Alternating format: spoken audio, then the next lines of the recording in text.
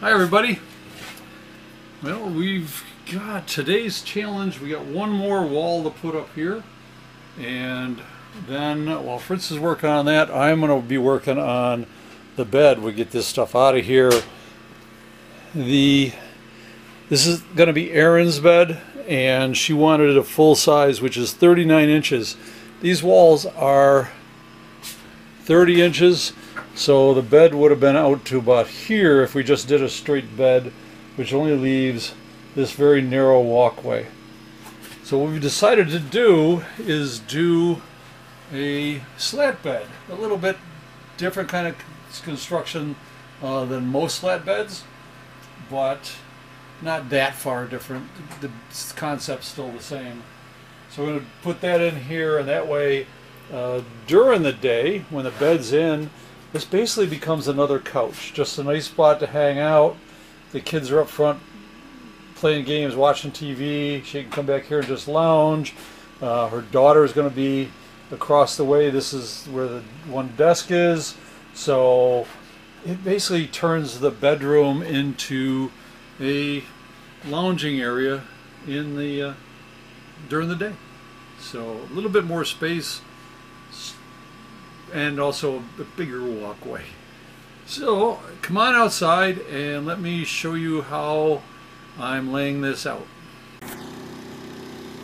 Most slat beds are made with either 1x stock or 2x4s and built in such a way that, well, each slat will slide out. We're doing a little different. Is we are starting with a 30-inch by 76-inch piece of 3/4 inch plywood. We're going to cut the slats out of this.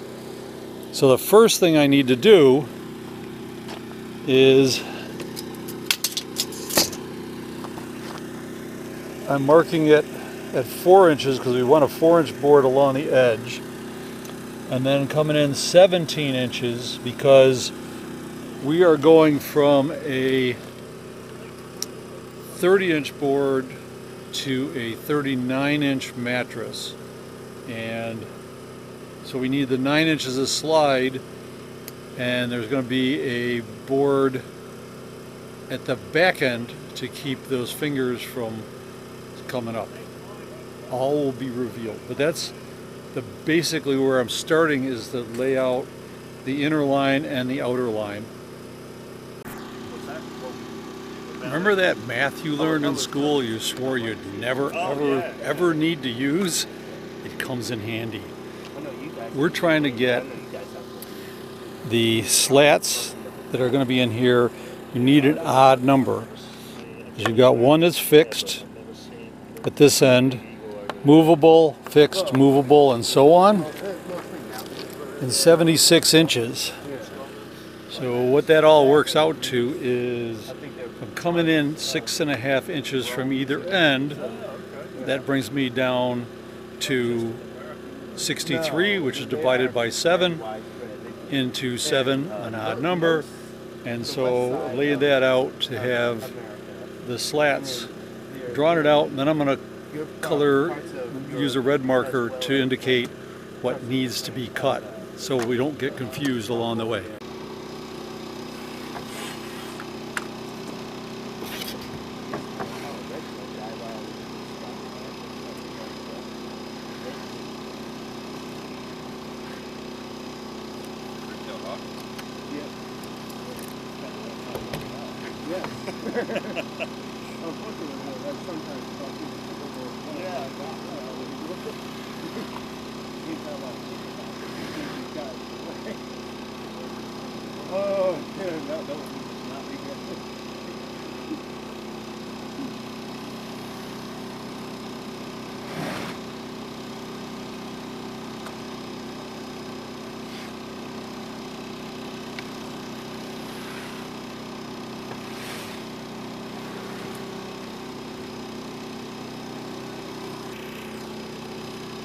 Next step is to make sure that I'm cutting in the right places. So I'm using the red marker where it has to be cut. So we got one that moves, one that doesn't, one that moves, one that doesn't. So I marked with the red marker up there. Now I need to mark the opposite end here is these will stay fixed and these will move.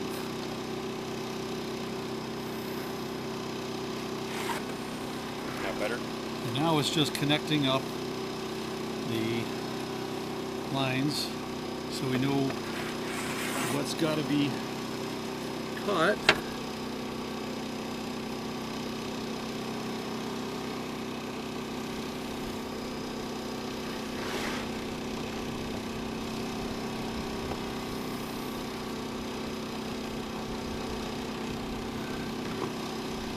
Hopefully you can see this. This part stays fixed, this part moves. And so on down the line. So let me get all that marked. And then procrastinate about cutting. So now, next step is drilling holes where you got a hole in each corner, because we're going to use this router with that bit to cut. Do all the cuts between, but I got to drill holes so we got someplace to start. I could probably do the corner, but what we're going to do is, well, you'll see in a minute, is clamp down the straight edge just the right size for the router and just jump down through. It's a lot of clamping, but the way we've got it set up now is all the lines that are going to be cut are in red. I've clamped this board down so it's the correct distance from this edge to this 1/4 inch bit I put in the router, and that will allow us to just follow the board, you know, get to the next hole, then I get, turn it off, get into the next hole down, which is not easy from that angle. There it is. And be able to just guide it right along here. So by putting this fence in, I'm going to move another one up, move it up here after I get all these cut, and then we will do the same thing, setting up fences across this way.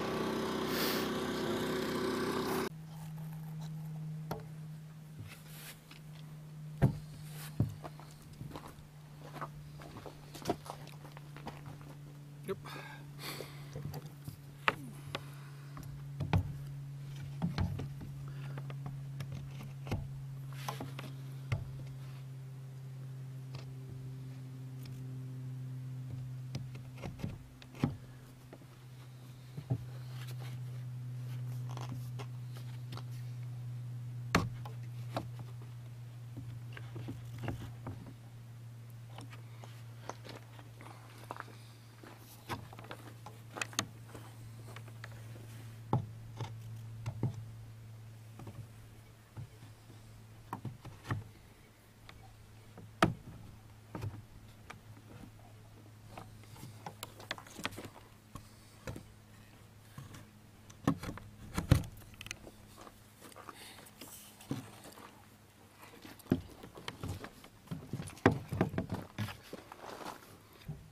I have to be very careful.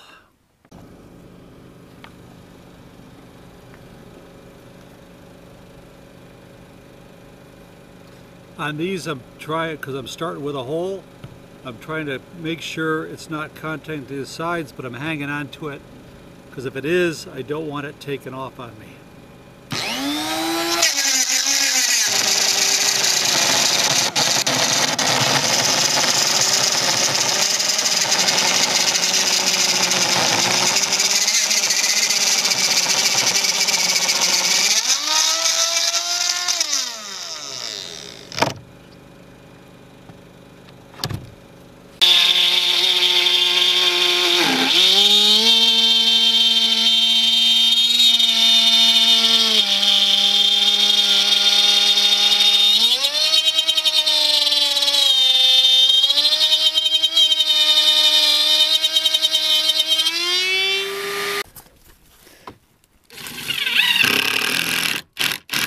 So what we've just done, and forgot to film, is this board stays stationary when the bed's as a couch. this board is attached to the pieces that slide, leaving a 9-inch gap, which makes the bed go from a 30-inch couch to a 39-inch bed. So